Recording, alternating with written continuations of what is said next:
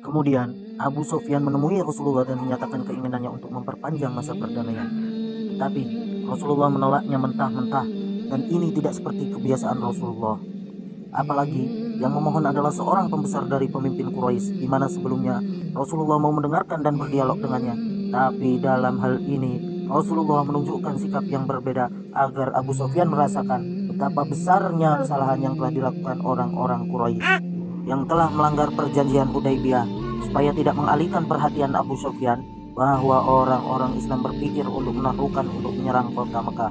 Maka Rasulullah memilih untuk diam dan tidak menjawab Abu Sufyan dengan satu kalimat pun.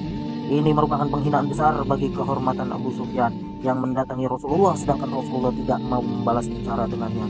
Abu Sufyan lalu pergi menemui Abu Bakar dan memohon untuk menolongnya bisa bicara dengan Rasulullah dan agar orang-orang Islam memperbaharui lagi perjanjian damai dengan orang-orang Quraisy. Akan tetapi Abu Bakar menjawab dengan tegas dan jelas, "Aku tidak akan melakukan.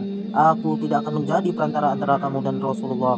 Abu Sufyan meninggalkan Abu Bakar dengan perasaan terpukul untuk yang ketiga kalinya. Tapi ia tidak putus asa, lalu pergi menemui Umar bin Al-Khattab. Maka ketika ia menemui Umar dan meminta pertolongan untuk membujuk Nabi agar mau memperpanjang masa perjanjian damai antara kaum muslimin dan kaum Quraisy, Umar dengan tegas berkata, "Aku menjadi penolong kalian kepada Rasulullah. Demi Allah, seandainya aku tidak mendapati pasukan sekecil semut pun, aku akan memerangi kalian dengannya." Kemudian Abu Sufyan pergi meninggalkan Umar dan menemui Ali bin Abu Thalib dan Fatimah putri Nabi. Abu Sufyan masuk menemui mereka sedang bermain-main bersama putranya Al-Hasan. Abu Sufyan berkata, "Wahai Ali, sungguhnya kamu adalah orang yang paling dekat tali silaturahim denganku. Kamu orang yang paling dekat kekerabatan denganku. Aku datang kepadamu untuk satu keperluan. Aku tidak ingin kembali dengan membawa putus asa seperti aku datang.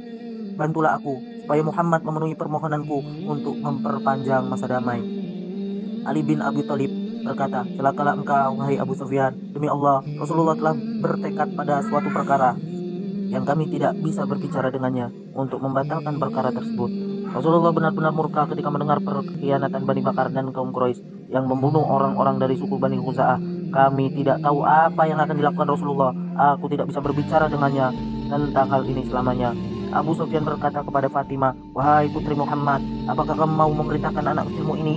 Kita bisa melihat bagaimana Abu Sufyan meminta Fatimah lewat putranya yang masih kecil dan sedang bermain dengannya, yang akan menyelamatkan orang-orang sehingga nantinya ia kelak akan menjadi pemimpin Arab sampai akhir masa. Maksudnya agar sang anak kecil Al-Hasan bin Ali menyelamatkan Abu Sufyan dan keluarganya serta orang-orang Quraisy. Fatimah berkata, "Demi Allah, anakku tidak akan menyelamatkan orang-orang. Ia tidak akan menyelamatkan seorang dari murka Nabi." Abu Sufyan berkata, "Wahai Abul Hasan, sungguhnya aku melihat perkara ini semakin membahayakan, maka berilah aku nasihat." Ali berkata, "Aku tidak tahu sesuatu yang bisa menyelamatkanmu, akan tetapi kamu adalah pemimpin Bani Kinana, maka pergilah dan selamatkan orang-orang serta kembalilah ke tanah airmu." Maksudnya, berdirilah di tengah-tengah orang banyak dan mintalah penyelamatan, barangkali ada orang yang menolongmu kepada Rasulullah. Abi Sufyan berkata, "Apakah kamu melihat ini cukup bagiku?" Ali berkata, "Tidak, demi Allah, aku tidak mengira, tapi aku tidak menemukan jalan lain selain ini."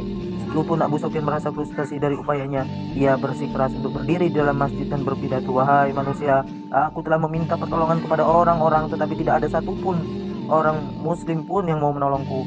Demikianlah Abu Sufyan gagal dalam tugasnya dan kembali lagi ke Mekah. Abu Sufyan menaiki untanya untuk kembali ke Mekah. Ia bertemu Salman, Suhaib dan Bilal. Mereka berkata, "Demi Allah, aku belum menempatkan pedang-pedang Allah dari leher pada tempatnya dari musuh Allah." Salman, Suhaib dan Bilal mulai bicara. Mereka sebelumnya adalah budak yang diperjualbelikan di Mekah sebelum hijrah.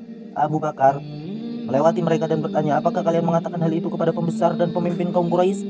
Abu Bakar ikut terbawa dengan apa yang menimpa Abu Sufyan. Lalu ia pergi menemui Rasulullah dan mengadukan kepadanya apa yang dikatakan Salman, Suhaib dan Bilal terhadap Abu Sufyan. Rasulullah bersabda, "Wahai Abu Bakar, barangkali kamu telah membuat mereka marah." Rasulullah tidak menghiraukan simpati Abu Bakar dan belas kasihannya kepada Abu Sufyan. Rasulullah berpihak kepada Salman, Suhaib dan Bilal dan menghargai sikap mereka. Maka Rasulullah bersabda, "Wahai Abu Bakar, barangkali kamu telah memarahi mereka. Kalau memang benar kamu memarahi mereka, maka sungguh kamu telah membuat murka Tuhanmu." Kemudian Abu Bakar mendatangi mereka bertiga dan berkata, "Wahai saudaraku, apakah aku telah memarahi kalian?" Mereka menjawab, "Tidak, tidak, semoga Allah mengampunimu, wahai saudaraku." Demikianlah tampak bahwa sekarang yang diperlukan bukan sikap dakwah, melainkan sikap bersiap-siap untuk berperang. harta kekayaan, rumah, dan hak milik yang telah dirampas oleh kaum Quraisy, telah tiba saatnya untuk kembali lagi kepada pemiliknya. Seakan kaum muslimin berkata pada saat itu, sungguhnya kondisi telah berubah. Kami tidak akan menerima apa yang kami terima sebelum perjanjian Hudaybiyah. Maka dari itu, yang tampak adalah reaksi keras dari Rasulullah dan para sahabatnya.